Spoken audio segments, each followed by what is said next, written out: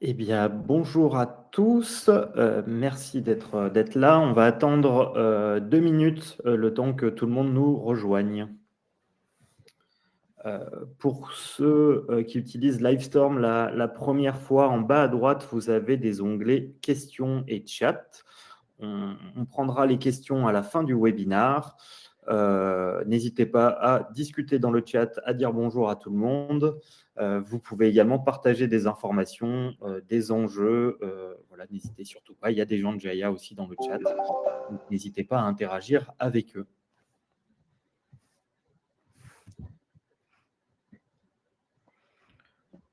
Pour ceux qui auraient peur de poser des questions, les questions seront publiées de façon anonyme. Donc, n'hésitez surtout pas.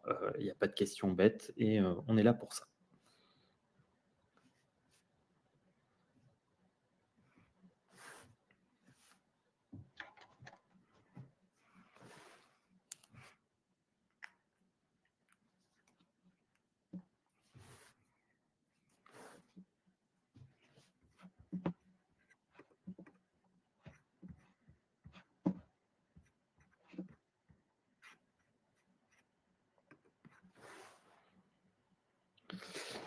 Eh bien, on va pouvoir commencer.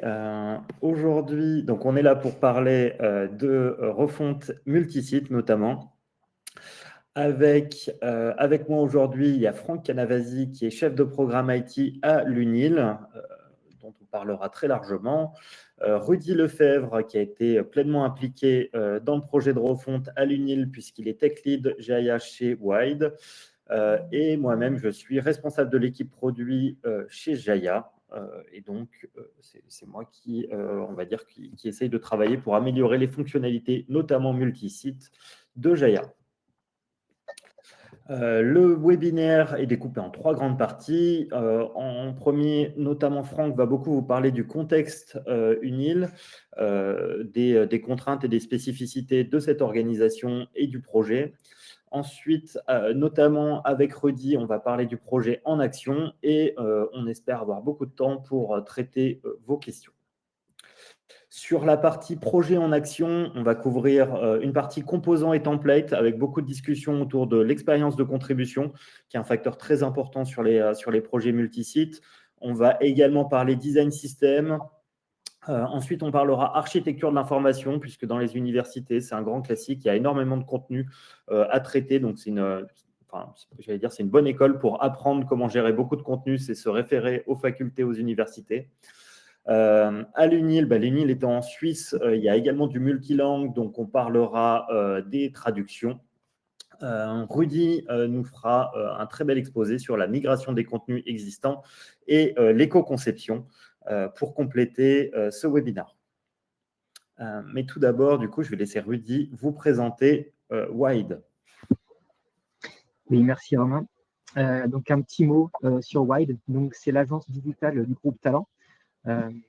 Nous sommes spécialisés dans les conseils, les services technologiques et la transformation numérique. L'agence Wide, donc c'est 120 collaborateurs répartis dans 3 pays, Suisse, France, Espagne. On fait des projets depuis 10 ans. On a un chiffre d'affaires de 18 millions d'euros pour des clients à l'international, pour les derniers, Chine, Mexique, Royaume-Uni notamment. Alors, l'agence Wide, c'est une agence à 360 degrés qui porte un panel d'expertise assez complet, ce qui nous permet de suivre et d'accompagner nos clients de bout en bout, sans angle mort. Donc, parmi ces expertises, vous les voyez sur le slide, Front-End Experience, e-commerce, Site Factory, qui est le sujet qui nous rassemble aujourd'hui, application mobile, Design System, pour lequel on intervient aussi depuis cette année pour l'UNIL, et Digital Marketing. Voilà pour Wide. Merci beaucoup, Rudy. Je ne vais pas y passer très longtemps, mais je vais quand même vous présenter très rapidement Jaya. On est un éditeur de CMS ou Digital Experience Platform.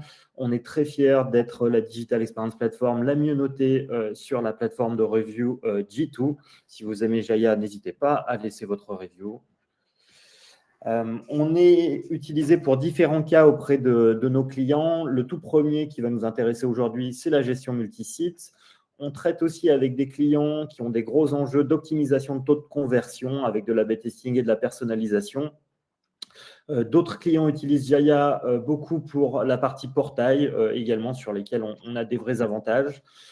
Et enfin, on a aussi des clients qui ont un usage vraiment complexe et complet de la solution et qui traitent les 3 cas, portail, multisite et génération de leads avec la même plateforme. Sur la partie multisite, en général, on découpe les projets multisites un peu de cette façon-là. Le premier type, ça va être autour des sites hétérogènes, c'est-à-dire je suis de l'IT et j'ai envie d'adresser les besoins métiers avec la même plateforme pour m'assurer d'un bon niveau de productivité, assurer la cohérence de marque et avoir une bonne gouvernance sur mon multisite. Ensuite, je vais pouvoir ajouter, dans certains cas, du portail, du headless et des cas un peu différents. Le troisième grande utilisation, type de projet multisite, c'est la présence mondiale et les sites pays. Donc, je suis par exemple Ben & Jerry, j'ai besoin d'avoir des sites différents entre les différents pays et je vais vouloir utiliser la même plateforme pour ça avec des forts enjeux de traduction et de réutilisation de contenu. Si on va encore un peu plus loin, on a certains clients type Arkema avec Bostik et Arkema par exemple qui ont plusieurs marques sur la même plateforme. Là encore, ça va dériver des besoins et des fonctionnalités un peu différentes. Et enfin, on a les réseaux de sites agences, donc par exemple pour des agences immobilières, des agences d'assurance, des réseaux de franchisés. Et là, on va avoir des enjeux autour de la simplicité d'utilisation et la gouvernance. Dans le cadre de l'UNIL, et Franck va vous l'expliquer, on est quelque part entre le site et les sites hétérogènes, mais quand même avec un vrai enjeu de cohérence de marque, donc notamment pour les sites de différents services, les sites de différentes facultés. On va vouloir garder une identité UNIL tout en assurant un ownership et une gestion des contenus par les différentes équipes chez eux. Et je vais donc laisser Franck vous parler de l'UNIL. Très volontiers. Merci Romain. Alors, l'UNIL, c'est une université publique basée dans le canton de Vaud. Elle compte un peu plus de 5000 collaborateurs, et également majoritairement dans l'enseignement. Volontiers Romain, si tu veux. Voilà, merci. Puis également, elle compte un peu plus de 17 000 étudiants répartis dans différents cursus d'études. Un point important sur son organisation, elle compte 7 facultés, chacune divisée en départements et instituts. Également, on compte une trentaine de services administratifs, ressources humaines, finances, communication, centre informatique, qui viennent en fait en support à ces facultés, à l'enseignement, à la recherche, mais également à la direction de l'UNIL, plus communément appelée rectorat. Donc voilà pour un petit contexte de notre organisation. Et oui, volontiers, Romain. Maintenant, au sujet des sites internet de l'UNIL. Donc, avant de démarrer le projet de refonte, eh bien, on avait quelques défis qui ont été identifiés, quelques problématiques.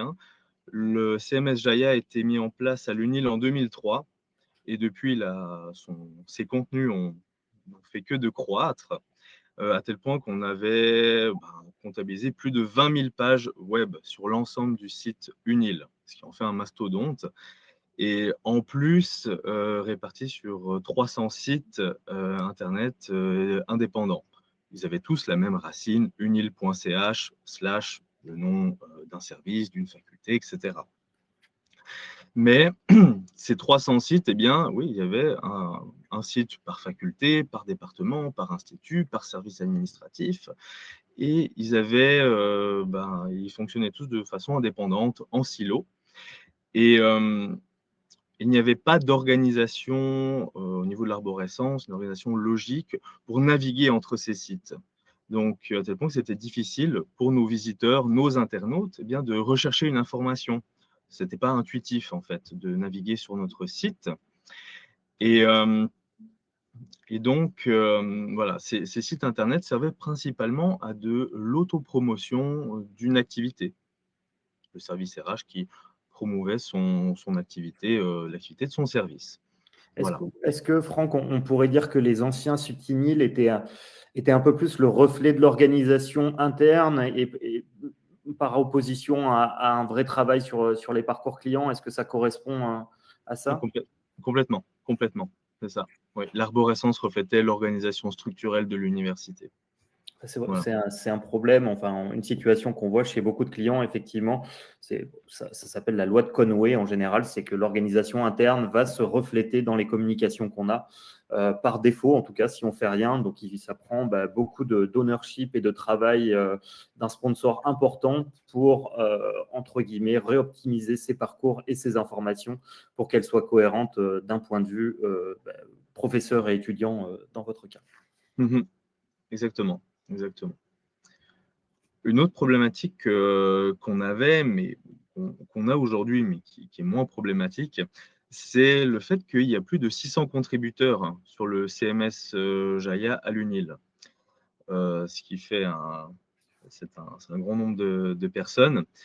600 contributeurs, selon l'importance du site, il peut y en avoir plusieurs, et pour certains sites, il peut y en avoir qu'un seul, ou qu'une seule. Et la particularité, c'est qu'on a des contributeurs Jaya qui sont actifs régulièrement, chaque semaine, plusieurs heures. Mais pour certains, ça peut être quelques heures par mois ou même par année. Donc, on a aussi une grande variation dans les compétences, les connaissances Jaya parmi ces contributeurs.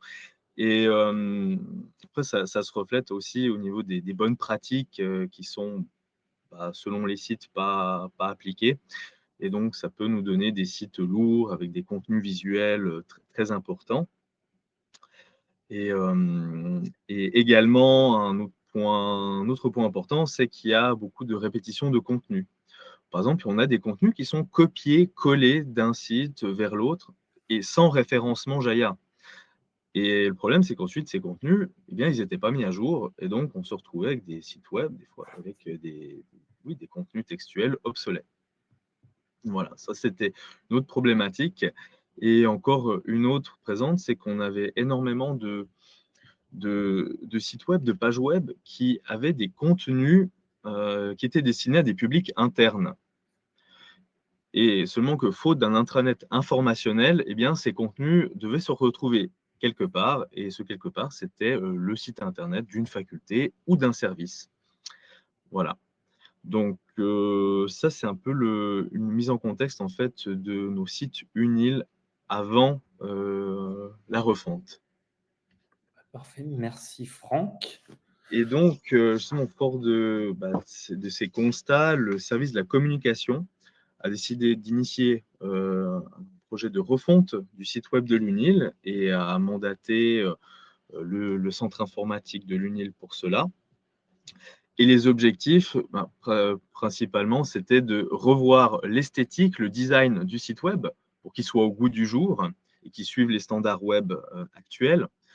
Et également revoir cette architecture de l'information pour qu'elle soit orientée sur nos publics cibles, étudiants, futurs futurs collaborateurs, enseignants, journalistes, politiques, autres institutions externes. Et troisième point, réviser, revoir en fait les contenus textuels, visuels, pour qu'ils soient plus orientés web, qui satisfassent mieux les moteurs de recherche et du coup facilitent notre référencement sur Internet.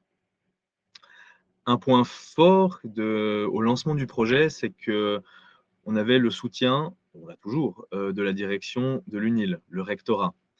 Ce qui est un soutien nécessaire pour l'obtention des budgets et également la prise de décision à haut niveau, notamment pour le choix du design du site web. Le site UNIL, c'est la vitrine de l'Université de Lausanne. Donc, pour ça, on doit avoir la validation au plus haut niveau de notre institution. Et voilà, on travaille toujours de très près avec la direction UNIL sur la refonte du site. Et, pardon, juste si tu peux encore revenir au slide d'avant, par rapport à l'approche en fait, de ce projet. Je l'ai dit juste avant, le site de l'UNIL est très grand, plus de 20 000 pages, 300 sites. Et donc, on ne pouvait pas opérer cette refonte, effectuer cette refonte simultanément sur tous les sites par rapport à la taille de notre équipe.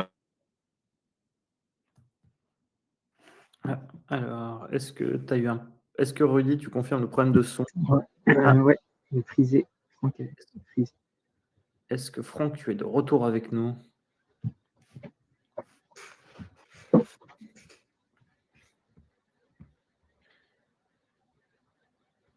Et ben, dans ce cas-là, ce que je te propose, sinon, Rudy, c'est l'avantage, c'est que je pense que tu connais très bien ce sujet de la qualité-là, qui a été au cœur des préoccupations durant toute l'implémentation à l'UNIL. On verra si on arrive à retrouver Franck, mais en attendant, du coup, je te propose de prendre la slide si ça ne te dérange pas. Oui, pas de souci. Et effectivement, le sujet de la qualité, c'était quelque chose qui a été très vite montré comme une priorité. Évidemment, hein, comme dans tout projet, on veut que la qualité elle soit poussée au maximum. Mais là, l'UNIL s'est vraiment donné les moyens d'y arriver, selon moi. Et pour des raisons qui sont simples et expliquées ici, c'est que vu l'ampleur du travail et parce qu'il fallait faire adhérer les webmasters et aussi les visiteurs à cette nouvelle image, à cette nouvelle organisation, il fallait que du premier coup, on soit sur un produit abouti, fini, qui donne envie. On ne pouvait pas se permettre, hein, je parle au nom de Franck, mais d'avoir une version un peu trop léger, qui pourrait subir plusieurs patchs d'amélioration. Le but était vraiment d'arriver à quelque chose de très bonne qualité dès le début. Et pour y arriver, eh ben, il y a une très très forte implication côté UNIL. Et là, je crois que parfait. Est-ce que vous me voyez? Est-ce que vous m'entendez? Absolument. Oui. Magnifique, merci. Bon, navré pour ce petit souci technique qui doit être dû à ma machine. Excuse-moi Rudy, alors tu avais démarré. D'expliquer la partie qualité, pourquoi c'était quelque chose de très important pour vous, et je vais te laisser continuer sur l'implication de l'équipe projet. Très bien, très bien. Bon, alors déjà, je m'excuse pour les internautes qui nous suivent si je vais répéter certaines choses que tu as dites, Rudy. Effectivement, comme le site internet de l'UNIL, c'est la vitrine de l'institution et elle doit refléter la qualité de des prestations de l'UNIL, on se devait d'avoir un site internet abouti, propre, car on est vraiment dans de la communication. On s'adresse à l'extérieur. Et on pouvait pas opter pour une méthode quick and dirty. Souvent, on fait ça en développement. Mais là, non, c'est de la communication. On devait avoir une version aboutie. Et ça permettait justement également de faciliter cette conduite du changement auprès des autres contributeurs, auprès des facultés, des départements et des instituts, pour les faire adhérer encore davantage au projet, justement en voyant le résultat final qu'ils auraient une fois leur site refondu. Et donc ça, c'était une condition sine qua non pour le projet. Également, en termes de qualité, qui est aussi un critère de succès, c'était la composition de notre équipe projet à l'interne. On a la chance, on avait une équipe mixte, métier, à travers le service de la communication et IT. Et au sein de l'équipe métier, on a 2 personnes qui ont rejoint l'université et ensuite le projet, qui auparavant avaient déjà mené des projets de refonte dans des institutions privées.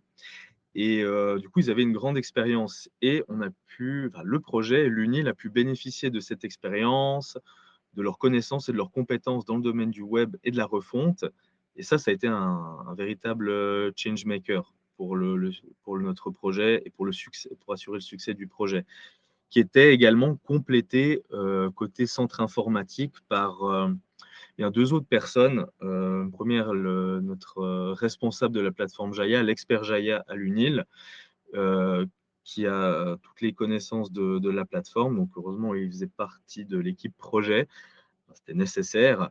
Et également une autre personne qui était en contact permanent avec les contributeurs Jaya.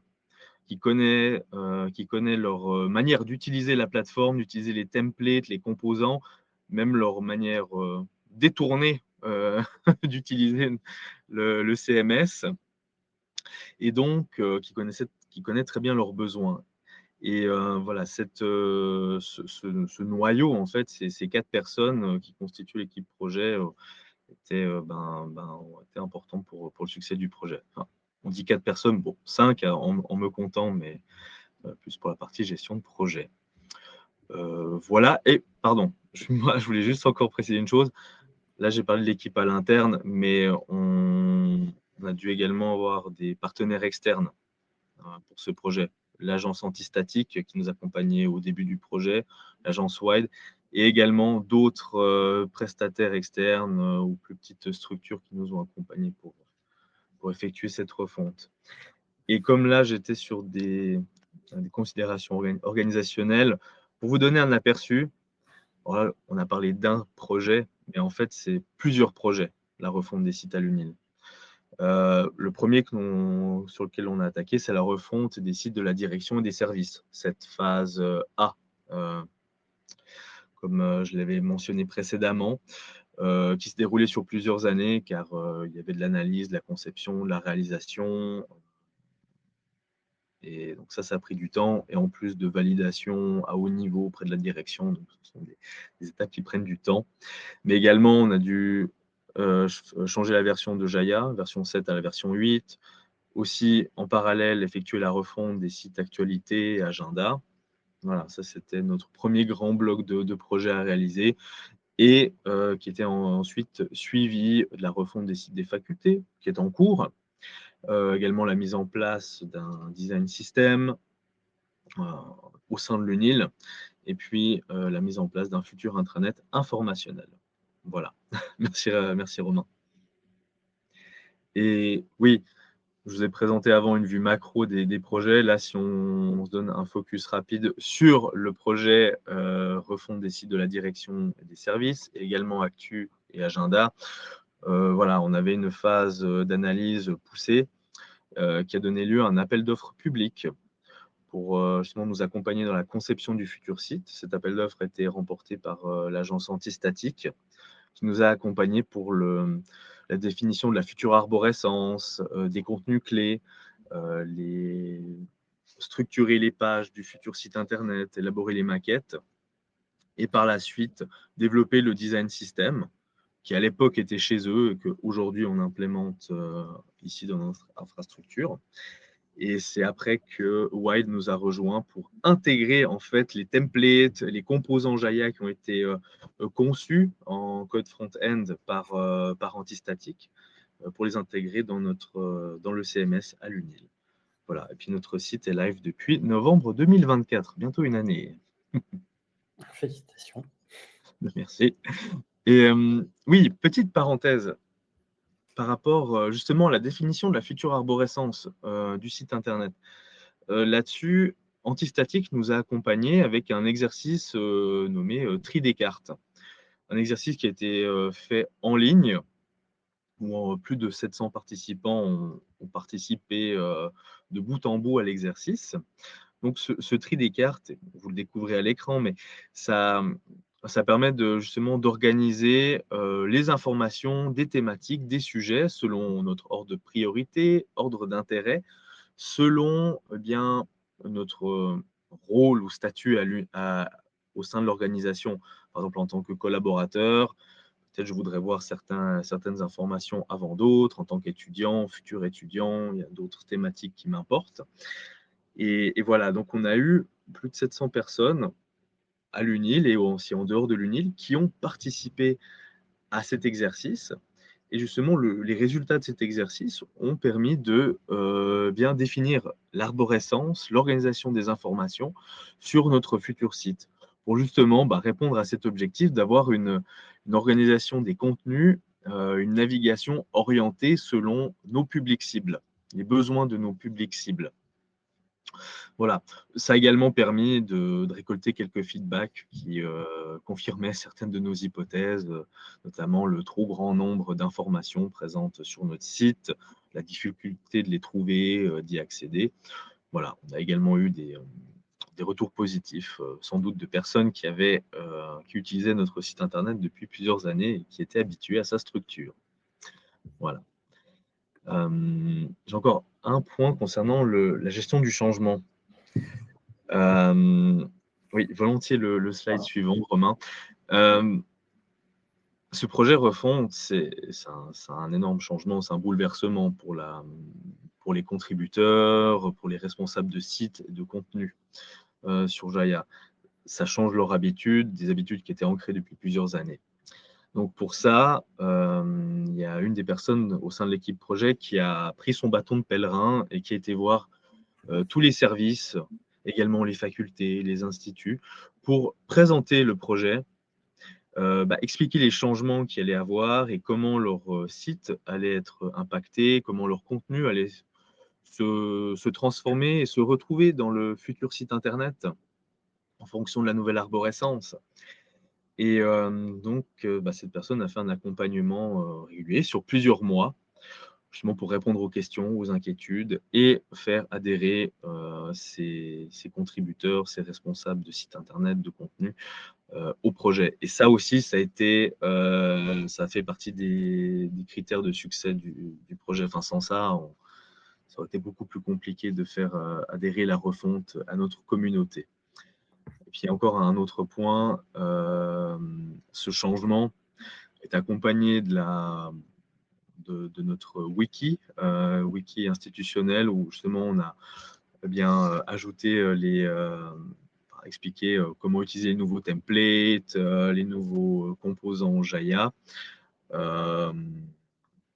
pour nos contributeurs, pour qu'ils soient le plus à l'aise possible. Et également, c'est accompagné de formations présentielles auprès de ces contributeurs. Voilà. Merci beaucoup, Franck. On sait où on met les pieds, on connaît les enjeux, ils ont été très bien posés, merci beaucoup. Maintenant, notamment avec Rudy, on va prendre les sujets vraiment opérationnels un par un. Je vais vous détailler rapidement les capacités du CMS Jaya pour chacun des sujets et Rudy va vous expliquer comment ça s'est passé sur le projet et on reviendra sur les conseils qu'on a pu en tirer pour vos projets à vous. Tout d'abord, la spécification et la création de composants. Rapidement, un composant, que ce soit dans Jaya ou que ce soit dans d'autres CMS, c'est un ensemble de propriétés qui vont être associées à un contenu. Donc, si on prend l'exemple d'une annonce d'agence immobilière, je vais avoir le titre de l'annonce, la description, la galerie d'images, le prix du bien, le nombre de pièces, etc.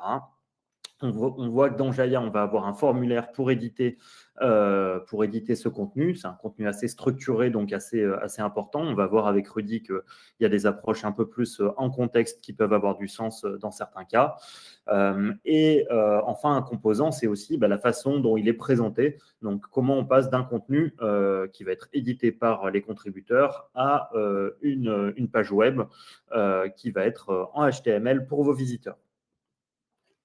Les questions habituelles qu'on a autour de ces composants, alors celui que tout le monde se pose, celle que tout le monde se pose, c'est que le rendu final doit correspondre au design. Donc en général, tout le monde est très focalisé là-dessus et c'est un peu un piège, c'est important, mais il faut également beaucoup parler de l'expérience de contribution qui est associée à ces composants.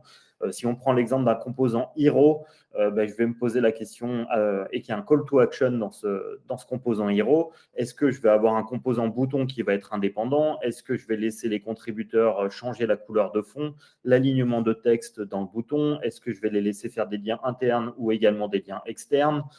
Est-ce que je vais fournir des composants de gestion du layout avec des composants de section, de colonnes pour que mes marketeurs, par exemple, puissent créer des landing pages en toute autonomie? Donc, tout ça, ça dépend beaucoup du projet, des objectifs et des contributeurs. Et c'est des choix qui sont à faire au moment du projet et de l'intégration. On rajoute par-dessus le sujet du design system, hein, depuis quelques années, pour une identité visuelle plus carrée, plus fine, on utilise des design systems. Ils sont en général faits de plusieurs niveaux, avec des atomes qui sont des éléments très fins, par exemple une icône, des molécules qui vont être un groupement d'atomes, et enfin des organismes qui vont être des composants plus complexes. Le premier piège à éviter, c'est de vouloir implémenter un composant contribuable par atome. Les développeurs peuvent réutiliser le code, évidemment, de chaque partie très fine, mais on n'a pas envie de proposer aux contributeurs de rajouter une icône ou une input à l'intérieur d'une page. On va plutôt vouloir mapper des composants CMS à des molécules ou à des organismes, ou alors d'avoir des groupements d'atomes custom en fonction des besoins. Donc, on doit vraiment être drivé ici par l'expérience de contribution et qu'est-ce qui a du sens d'un point de vue contribution et pas forcément ce qui a du sens d'un point de vue uniquement technique avec des choses trop fines. Et je vais laisser maintenant Rudy vous parler un peu de comment ça s'est passé sur le projet UNIL, cette gestion des composants. Merci beaucoup, Romain. Alors effectivement, la première étape pour nous, ça a été une phase d'immersion avec l'équipe projet d'UNIL. On est venu travailler sur le campus, prendre le ton, parler du projet, des enjeux, les tenants, les aboutissants, analyser l'existant, savoir qui étaient les utilisateurs, partager un vocabulaire. Tout ça, c'était vraiment hyper important pour nous, pour bien prendre en main le travail qui nous était demandé. Et notamment, quand on nous a fourni les maquettes, ça avait beaucoup plus de sens, savoir dans quelle direction on devait travailler. Et on a pu être assez efficace très rapidement grâce à ça.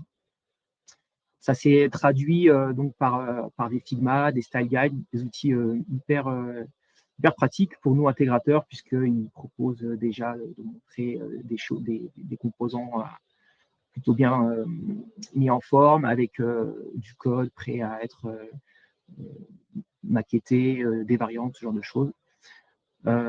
Et puis, à partir de ça, on a pu faire pas mal d'entretiens avec l'équipe projet pour faire des spécifications claires. Là-dessus, il y a une méthode qui a été poussée, empruntée au Behavior Driven Development, le BDD, en créant des stories avec les mots-clés en tant qu'utilisateur. Quand je me connecte pour la première fois, alors j'ai une pop-up qui s'affiche. Donc, des choses vraiment très concrètes, très claires, pour que aussi bien nous, développeurs, intégrateurs, que l'équipe métier puissent bien comprendre de quoi il s'agissait, qu'il n'y ait pas de doute. Et puis, ça s'est révélé aussi très précieux par la suite, puisque les autres membres qui nous ont rejoints ont pu très vite avoir du factuel sur lequel travailler. Et au niveau de l'intégration Jaya, alors comme l'a bien expliqué Franck en introduction, on a eu à cœur de travailler sur l'expérience de contribution parce qu'il y a énormément de contributeurs à l'UNIL. Il y en a qui sont très, très expérimentés et il y en a qui ont peu d'expérience avec l'informatique, peu d'aisance et qui ont peu de temps à y consacrer. Donc pour nous, c'était le dénominateur commun quand on a travaillé. On voulait que ça soit simple et presque ludique en fait, parce que ça reste des outils assez agréables à utiliser, CMS Jaya.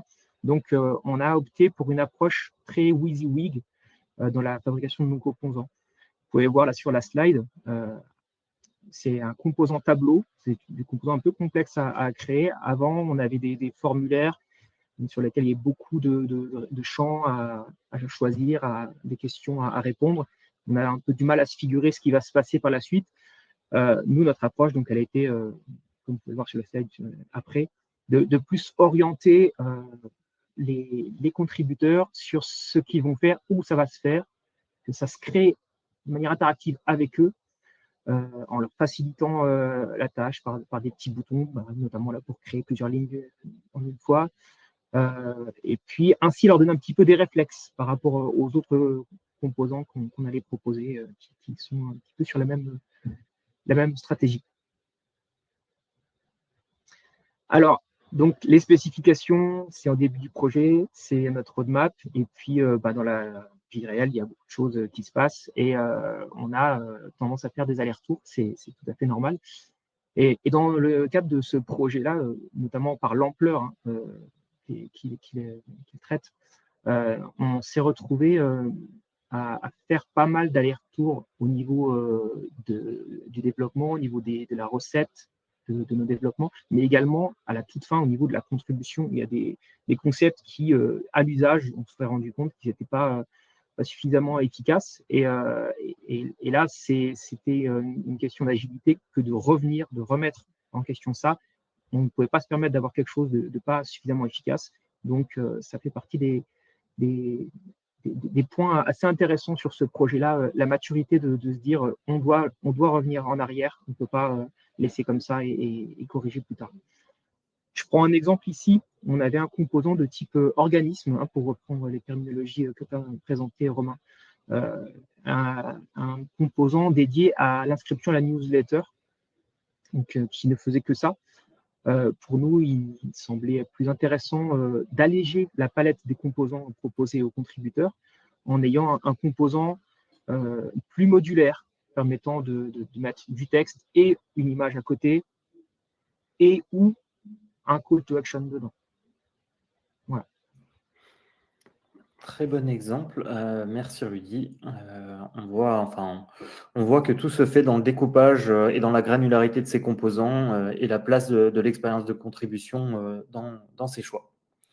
Dans les conseils que je retiendrai de tout ça, le premier point, c'est si vous êtes sur un projet de refonte, n'oubliez pas d'identifier ce qui marche. Si vous identifiez uniquement ce qui ne marche pas, vous allez faire des erreurs auxquelles vous ne vous attendez pas. Donc, pensez aussi à regarder le positif. Quand on est français, ce n'est pas toujours naturel, mais il faut quand même penser à le faire. Ensuite, si on a un design system, on ne fait pas le même découpage entre le design system et les composants contribuables. On n'essaye pas de mapper ces atomes. On essaie de prendre en compte l'expérience de contribution dans la phase de conception et dans la phase de réalisation pour faire les allers-retours dont a parlé Rudy. Et donc, la présence d'utilisateurs, de contributeurs pilotes est nécessaire durant ces deux phases. Je vais le dire autrement, la meilleure façon de rater un projet CMS, c'est de livrer un projet finalisé et les contributeurs le prennent en main quand c'est déjà en production. Ça se passe rarement bien. Il faut toujours avoir des contributeurs qui participent durant la phase de conception et de réalisation. Passons maintenant à un sujet très connexe qui sont les templates et les permissions. Les templates, c'est un concept Jaya, mais c'est un concept qu'on retrouve dans énormément de CMS, évidemment. C'est le modèle de page. Donc, ça va être un Canva, un layout dans lequel les contributeurs vont pouvoir ajouter du contenu. Dans Jaya, les templates sont réutilisables entre les sites où vous pouvez avoir différents jeux de templates qui sont appliqués sur différents sites. On a cette flexibilité-là. Et on a quand même des choix à faire. Ici, je présente un template extrêmement restrictif qui permet, par exemple, aux contributeurs de rajouter une personne à un événement. C'est quelque chose de très basique. Mais on peut également avoir des templates beaucoup plus ouverts selon les besoins qu'on a et selon les contributeurs et leurs exigences. Ici, je vais avoir un template avec uniquement le header et le footer, permettant à des marketeurs de composer leur page pour faire des landing pages comme ils le veulent. C'est vrai, ça dépend vraiment des besoins du projet et des profils des contributeurs. Je vais laisser Rudy, comme d'habitude, expliquer comment ça s'est passé à l'UNIL avec les contraintes du projet. Oui.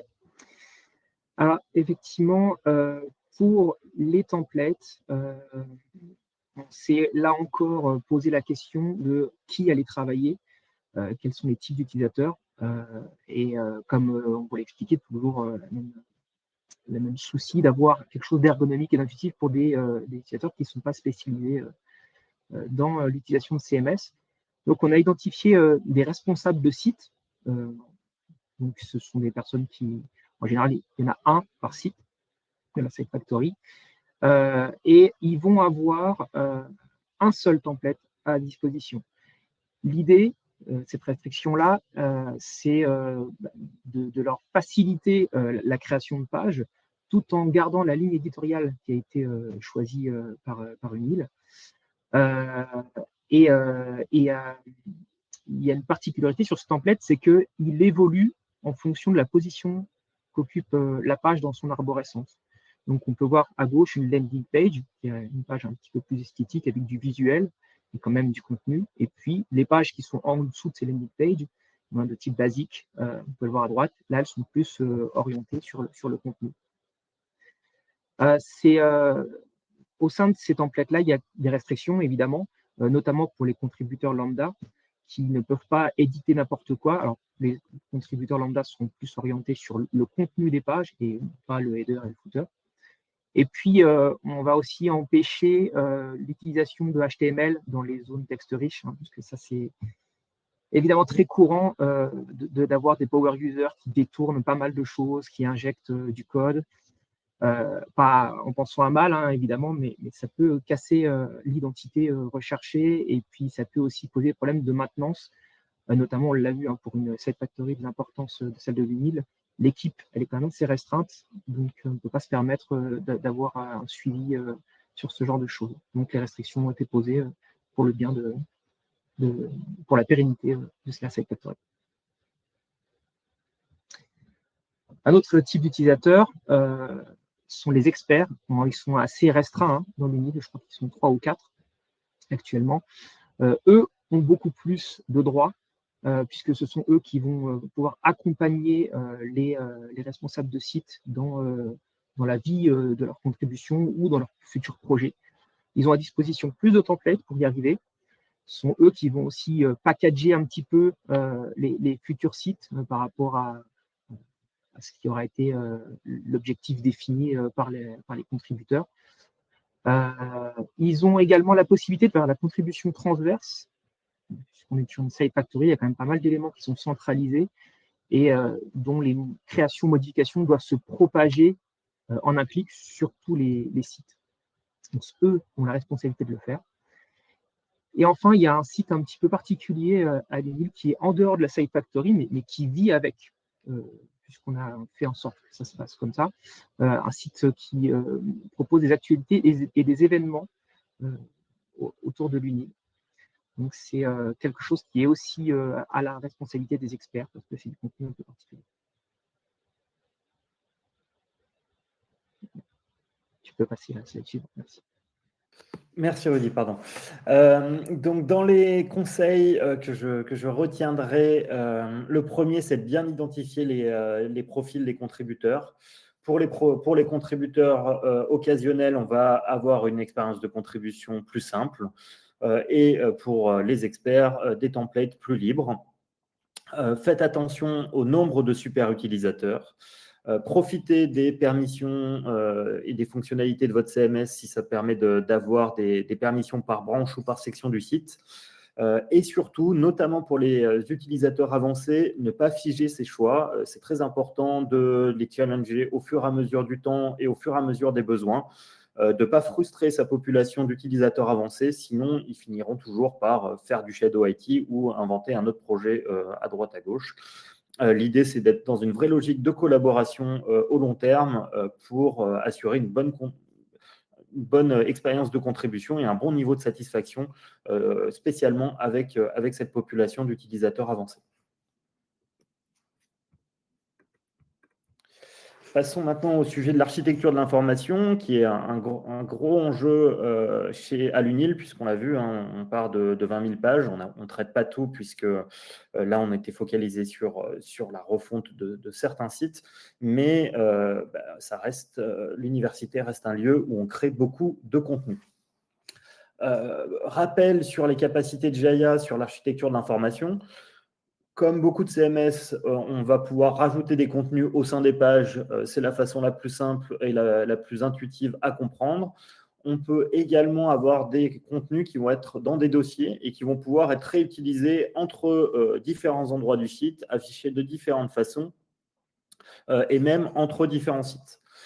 Donc, c'est les capacités d'affichage de Jaya. Évidemment, on va afficher le contenu qui est à l'intérieur des pages, pouvoir référencer, Franck l'a mentionné tout à l'heure, un contenu qui existe à un endroit pour l'afficher ailleurs, faire des requêtes de contenu Rudy va vous expliquer la partie menu, également menu cross-site.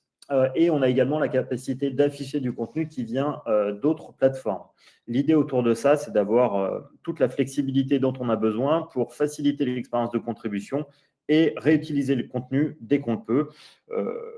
Je ne l'ai pas mis dans les conseils, mais Franck sera d'accord avec moi, je pense. Dès qu'on copie un contenu, on peut considérer qu'il est obsolète puisqu'il ne sera jamais mis à jour. On a déjà bien assez de mal à mettre à jour les contenus une fois. Quand ils sont dupliqués, c'est fini. Et je laisse Rudy passer sur un très bel exemple de page très structuré qui reflète les besoins de l'UNIL. Oui, merci. Alors effectivement, pour nous, l'architecture, c'était d'abord travailler la navigation. On l'a expliqué, il y avait 20 000 pages initialement sur le site institutionnel de l'UNIL. Et je ne sais pas si ça a été précisé, mais en fait, il s'agissait de fusionner, dans le cadre de ce projet-là, 80 sites en un seul. Et optimiser donc la navigation, c'était vraiment une question centrale.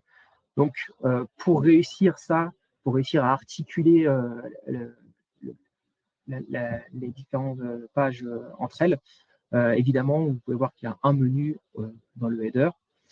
On a aussi mis un fil d'Ariane qui permet de naviguer sur les pages parentes, mais celui-ci un petit peu plus performant puisque en cliquant sur les petites flèches, on peut aussi voir les pages adjacentes qui s'y trouvent pour pouvoir s'y rendre plus rapidement.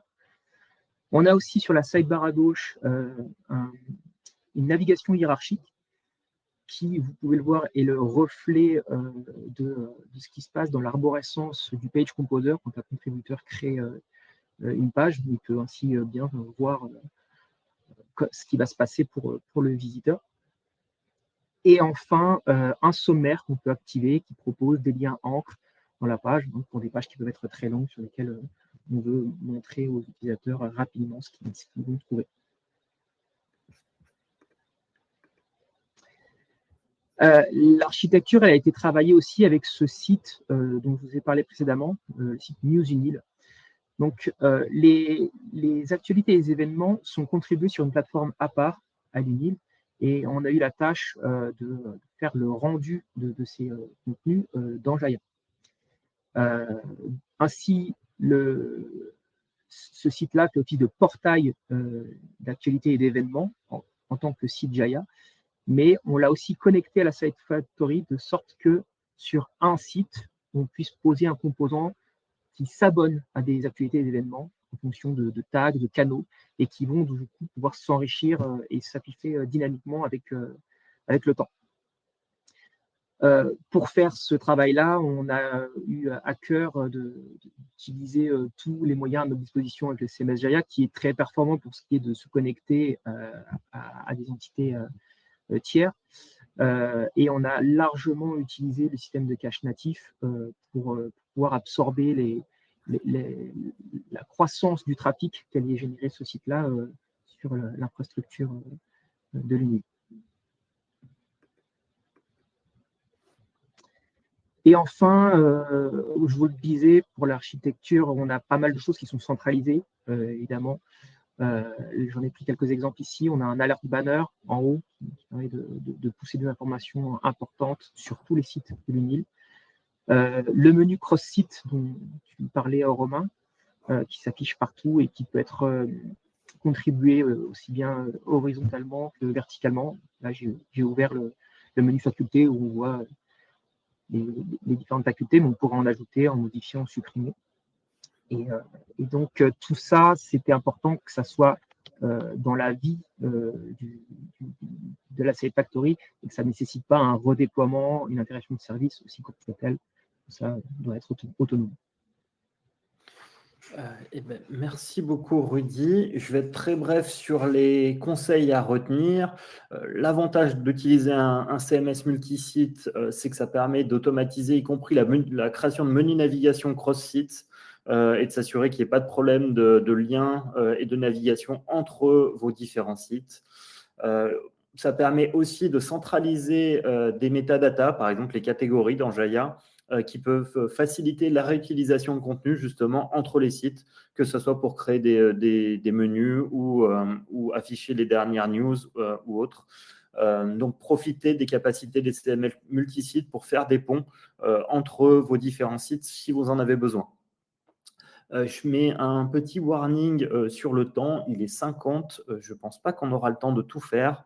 Je vous propose de passer rapidement sur la partie traduction et ensuite, sauf contre-indication, Rudy, mais je te laisserai parler d'éco-conception en faisant peut-être en passant sur la partie migration de contenu. On pourra partager les slides après le webinaire si vous le souhaitez et vous pouvez complètement rentrer en communication avec nous, mais on a un peu trop de contenu.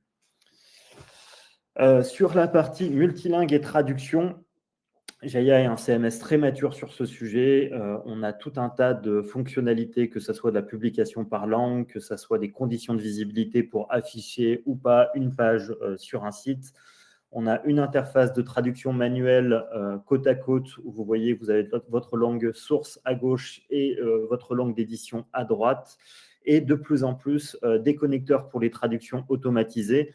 Dans le cadre de l'UNIL, DeepL a été très largement mis à contribution. On voit également que sur le CMS Jaya, on peut activer un module en fonction des sites. Donc, si vous n'avez pas besoin de votre module de traduction sur tous vos sites, vous pouvez très facilement le désactiver pour ne pas encombrer les interfaces des contributeurs. Et pour le module DeepL à l'UNIL, on a fait quelques adaptations. On sait faire aussi quelques adaptations pour les clients grâce à nos consultants. On a rajouté la possibilité de traduire une page complète par opposition à traduire contenu par contenu. On a travaillé sur l'optimisation des coûts pour ne pas traduire les duplicata ou les éléments qui n'ont pas été modifiés.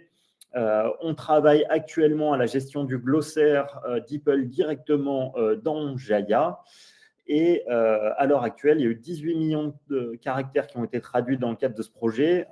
Bon, moi, 18 millions de caractères, ça ne me parle pas trop. Donc, c'est l'équivalent de 20 000 pages web ou 10 000 pages d'un livre classique, voilà, pour vous donner une idée de la volumétrie.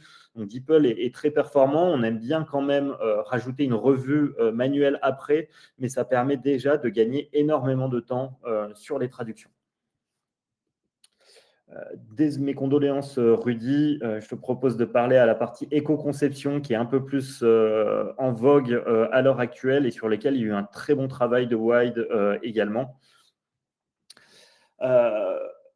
Un rappel Jaya sur la partie éco-conception. Donc, les intégrateurs sont 100% responsables du site qu'ils vont produire. Jaya n'interfère pas sur le rendu des pages. On va dire on injecte 0 HTML ou JavaScript nous-mêmes. Ça dépend vraiment du projet. Pour les clients Jaya Cloud, on a de la retaille dynamique d'images. On propose aussi d'autres mécanismes qui ont été utilisés pour retailler les images. Et enfin, Rudy l'a déjà mentionné, on a des systèmes de cache interne et de plus en plus, on fournit des pages qui sont cachables par les CDN. Je vais maintenant laisser Rudy parler de l'implémentation à l'UNIL. Oui, merci Romain. Donc, pour mettre en œuvre ces concepts d'éco-conception, il y a plusieurs points qu'on peut citer. Le premier, je dirais, c'est les flux maîtrisés. Là, c'est quelque chose qui se fait avec le client. Mettre le contenu intelligemment en avant et rationaliser le nombre de pages, c'est moins de trafic, c'est plus d'efficacité, c'est moins de clics, c'est moins de requêtes. Donc ça, c'est déjà un premier point important qu'on peut traiter.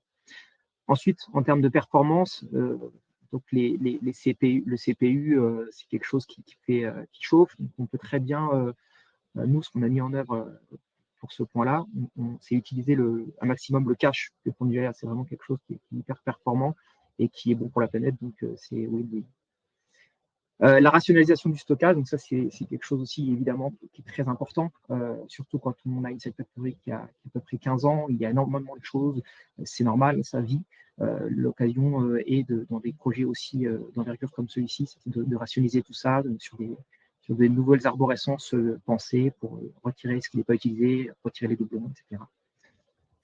Et puis enfin l'aspect optimisation des images, puisqu'on a des contributeurs là encore qui ne sont pas forcément à l'aise avec le traitement des images, c'est l'automatiser et là, dans le cadre de l'UNIL, à un point assez avancé, comme on va le voir sur la slide suivante. Donc, l'optimisation des images, l'enjeu, c'est garder la lisibilité, mais les optimiser suffisamment.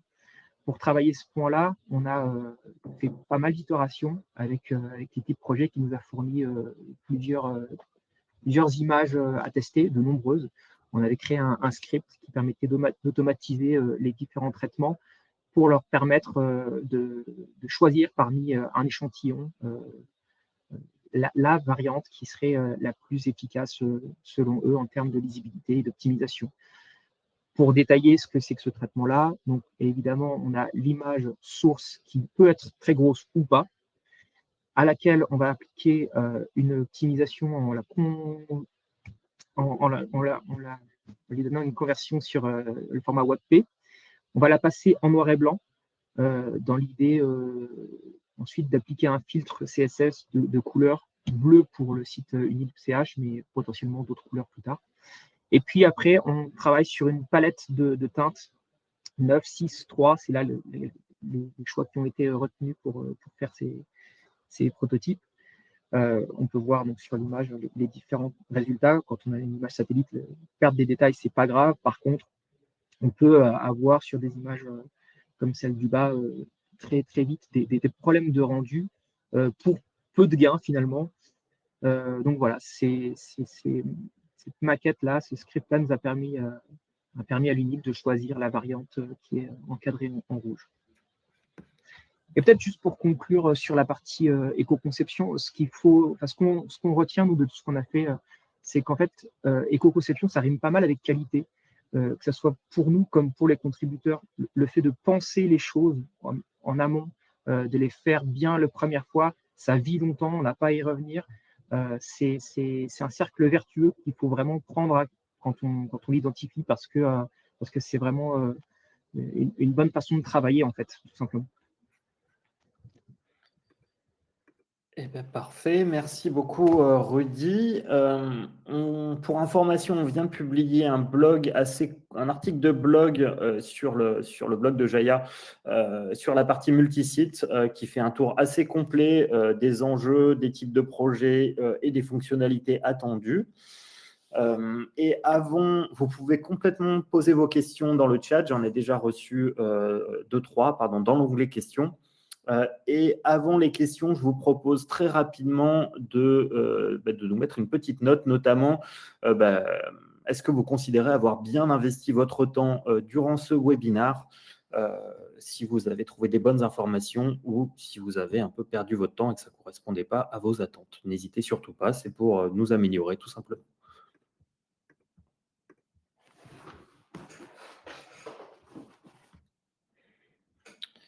Alors,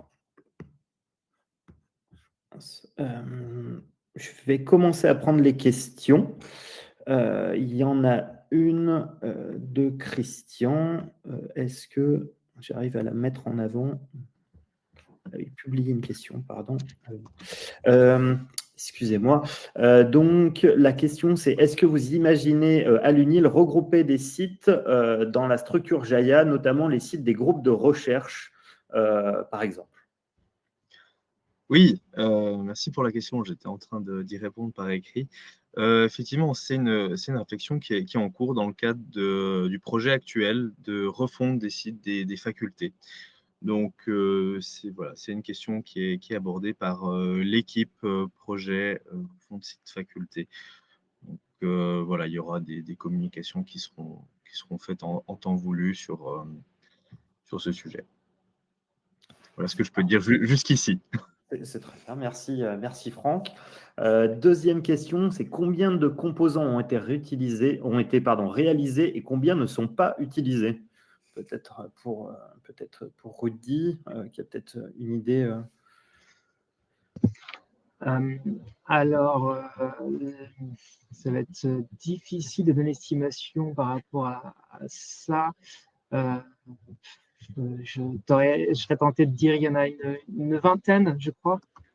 En tout cas, l'idée, c'était d'en proposer juste ceux qui étaient primordiaux, de ne pas avoir trop de fioritures pour être sur quelque chose de bien maîtrisé. Lesquels ne sont pas utilisés, là, il faudrait demander à quelqu'un de l'UNIL. Je ne sais pas si Franck, tu as ce feedback.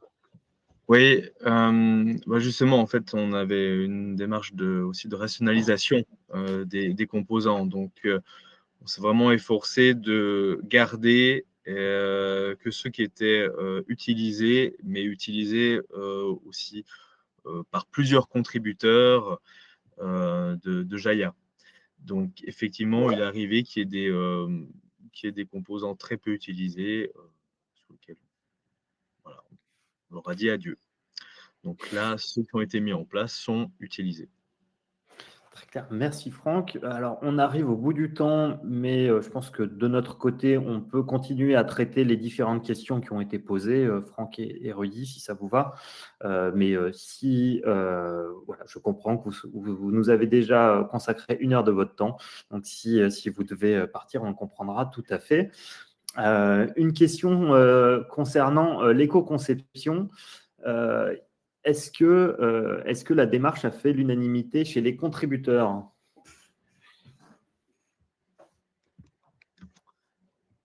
Pardon, donc c'était… oui, je vois la question, merci. Du coup,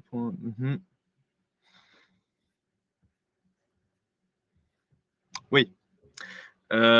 Oui, on a ce qu'on a fait, en fait, on a déjà, le projet étant présenté en cours de route auprès des contributeurs, bien sûr, il y a eu au début un peu de scepticisme sur.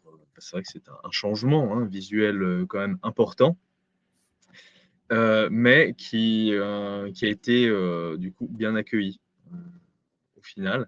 Donc, d'une part, par les contributeurs, mais aussi, si je peux du coup aller plus loin dans la question, également par nos internautes, les visiteurs du site internet.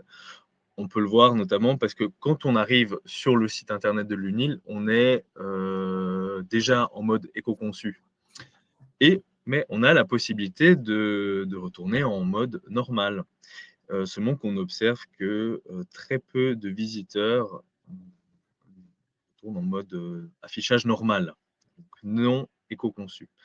Donc oui, en tout cas, ça a du succès. Il y a une adoption auprès de nos visiteurs et de nos contributeurs. Ça marche. Merci Franck. Ensuite, il y en a une autre que j'aime beaucoup sur la satisfaction des contributeurs expérimentés. Sont-ils toujours satisfaits des possibilités qu'ils ont maintenant par rapport à avant? On a beaucoup parlé de restreindre certaines possibilités et c'est vrai que ça peut causer des frustrations. Donc, comment c'est reçu? Alors oui, bien sûr, c'est vrai que c'est très juste. On avait avant, il y avait la possibilité même d'insérer du code HTML donc dans les pages Jaya. Donc les personnes qui étaient très à l'aise avec cette manière de faire en profitaient beaucoup. Et aujourd'hui, ce n'est plus possible et grandement restreint. Et c'est vrai qu'il y a eu oui, il y a eu certains mécontentements, mais au fil de l'accompagnement dans le changement, des explications, ces changements ont été acceptés. Parce que, voilà, il offrait aussi d'autres avantages. C'est que auparavant, les personnes qui, par exemple, inséraient du code HTML, modifiaient les pages à leur convenance, eh bien, lorsqu'il y avait des mises à jour de composants, Jaya, ou une mise à jour de version, eh bien, tout leur travail, souvent, éclatait. Et il n'y avait pas de support. Ou alors, c'est eux qui devaient fournir ce support. Mais justement, l'avantage d'être sur une démarche, une utilisation plus standardisée, c'est que c'est l'équipe refonte, l'équipe projet, le centre informatique qui, aujourd'hui, fournit ce support sur les composants standardisés. Donc, voilà, donc ça peut faire aussi. Les contributeurs qui étaient très avancés, bien maintenant, ont moins de mauvaises surprises lors de changements de version et voilà, il y a plus de stabilité dans les pages qu'ils publient. Parfait, merci beaucoup. Je vais en grouper 2 pour Rudy maintenant.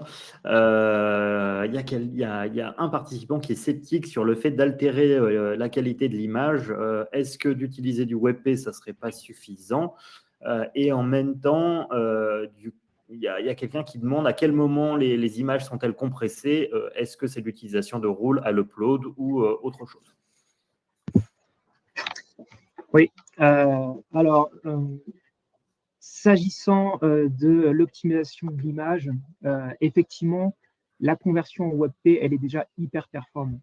Rien que ça, parce que les gens, pour beaucoup, ne faisaient pas l'effort d'essayer de redimensionner ou de convertir simplement ces images-là. Le fait d'automatiser ça, c'était un très grand